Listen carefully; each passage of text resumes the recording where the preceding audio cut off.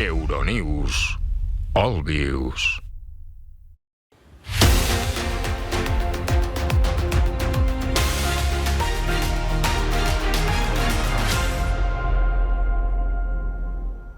Saludos desde Euronews. Este viernes de agosto se consolidan algunas de las noticias que les anticipamos ayer. Italia hacia elecciones, el Open Arms sin puerto que lo acoja, Pekín amenazante ante Hong Kong. Pero tenemos bastante más. Les condensamos las claves del día en 10 minutos. El gobierno de Italia se desmorona. La Liga presentará una moción de censura contra Giuseppe Conte, al que hasta ahora apoyaba en coalición con el movimiento 5 Estrellas. El actor Richard Gere pide un puerto seguro para Open Arms desde el propio barco, mientras Italia y España se trasladan la responsabilidad de los migrantes a bordo. Cientos de manifestantes toman el aeropuerto de Hong Kong, una sentada de 3 días en lo que es el comienzo de una nueva oleada de protestas prodemocráticas contra Pekín. Mercado del fútbol. La Premier League gasta 2.000 millones de euros en alrededor de 400 fichajes. En Italia, la extrema derecha de Matteo Salvini planea un gobierno en donde una coalición con la derecha de Hermanos de Italia le permita legislar sin negociar. Adiós al multiforme movimiento 5 Estrellas en lo que parece ser, según anticipan las encuestas, el camino hacia un gobierno en Italia paralelo al húngaro de Víctor Orbán. El gobierno de Italia se desmorona. La Liga ha anunciado una moción de censura contra el primer ministro Giuseppe Conte, al que hasta ahora apoyaba en coalición con el movimiento 5 Estrellas. Es el último órdago de Matteo Salvini. El líder del partido ultraderechista, vicepresidente y ministro del Interior, hizo público el jueves que daba la alianza gubernamental por rota y exigió elecciones anticipadas. En un tuit, Salvini envía un contundente mensaje a la clase política y recrimina la labor de aquel que se preocupa más por guardar su puesto que por el bien del país. En las últimas semanas, las tensiones y divergencias de su partido con los antisistema de Luigi Di Maio han ido en aumento. El último ejemplo notable es el desencuentro en la votación en el Senado italiano para decidir el futuro de la línea ferroviaria de alta velocidad que unirá Turín con la ciudad francesa de Lyon. Así, el futuro queda en manos de Sergio Mattarella. El presidente de la República debe decidir si disolverá o no el Parlamento y convocará nuevas elecciones. El golpe de efecto de la presencia del actor Richard Gere a bordo del Open Arms no ha cambiado la actitud de España ni la de Italia, ya que en estos casos suele omitirse la existencia de Francia, con abundantes puertos seguros. En España, Valencia, Barcelona y Extremadura se han ofrecido para acoger a los 121 migrantes rescatados del Mediterráneo. La única salida que le va quedando a la capitana del barco de la ONG española acabará siendo enfilar hacia un puerto con autorización o sin ella. Una información de Marcela Martínez. Richard Gere hace campaña en favor del Open Arms. Y qué mejor imagen para ello que subirse a bordo del barco de la ONG española, con un gran cargamento de víveres que el propio actor estadounidense ha ayudado a descargar y repartir. El buque lleva una semana esperando en aguas internacionales próximas a Lampedusa la autorización para desembarcar en un puerto seguro a los 121 inmigrantes salvados en 2 operativos. Rescataron 2 botes. Probablemente todas estas personas habrían desaparecido. La gente que veis en este barco está aquí solo gracias a las donaciones a Open Arms, al trabajo que hacen. Lo más importante para esta gente es conseguir un puerto libre para llegar a tierra y comenzar una nueva vida. Que los atiendan y construirse un futuro. Gere, siempre cercano y animoso, departió con algunos de los rescatados, mostrándoles fotos de su hijo recién nacido. Sonrisas y buenas intenciones que contrastan en tierra con el rechazo de Italia y España, que se lanzan entre sí la patata caliente. El ministro del Interior, Matteo Salvini, tras cerrar a cal y canto las aguas italianas a barcos humanitarios, asegura que estos inmigrantes son responsabilidad directa de Madrid. Y la ministra portavoz española Isabel Celaá ha dicho, sin decirlo, que la obligación es italiana. Es obligación de todo capitán de buque que ve que hay un riesgo en su tripulación conducirlo al puerto seguro, a puerto seguro más cercano. descartados los puertos africanos, usted puede conseguir perfectamente saber qué puertos pueden ser esos. Mientras, en el Open Arms aprovechan la espera para sacarse fotos y, según medios españoles, para empezar a tramitar solicitudes de asilo ante ACNUR y el organismo italiano correspondiente. Las protestas pro democracia en Hong Kong se han consolidado como un pulso permanente al gobierno de Pekín. Ni dimite la gobernadora Carrie Lam, ni tampoco avanzan contra reformas impulsadas por el Partido Único. Una tensión que para el gobierno chino es jugar con fuego y que, pese a todo, los manifestantes proseguirán este fin de semana.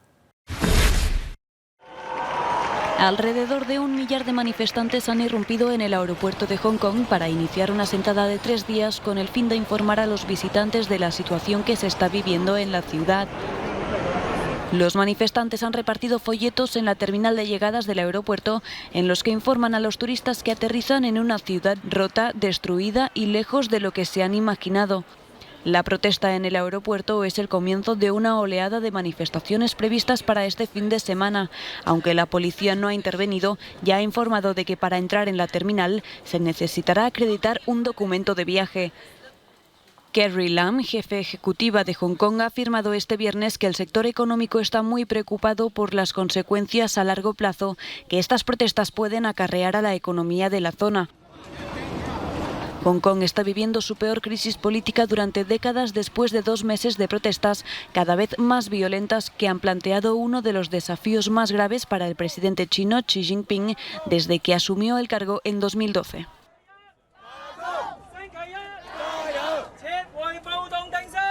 La huelga de los 500 trabajadores de seguridad del aeropuerto de Barcelona ha tenido una repercusión menor debido a los servicios mínimos impuestos, que llegan al 90% de la dotación total.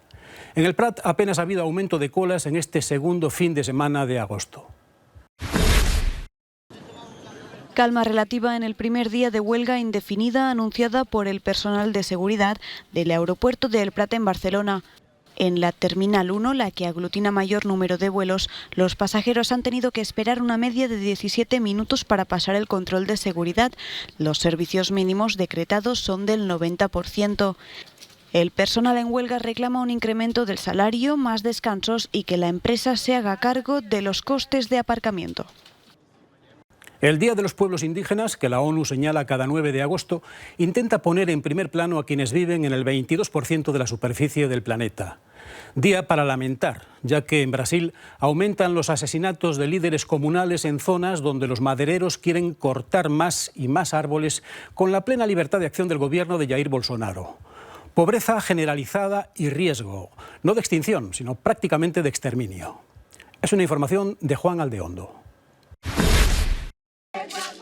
A los pueblos indígenas apenas les quedan razones para celebrar su día. Proclamado por la Asamblea General de las Naciones Unidas para festejar tan señalada fecha, el 9 de agosto debería ser una jornada alegre, pero no es el caso. Cada 2 semanas desaparece una lengua indígena en el mundo.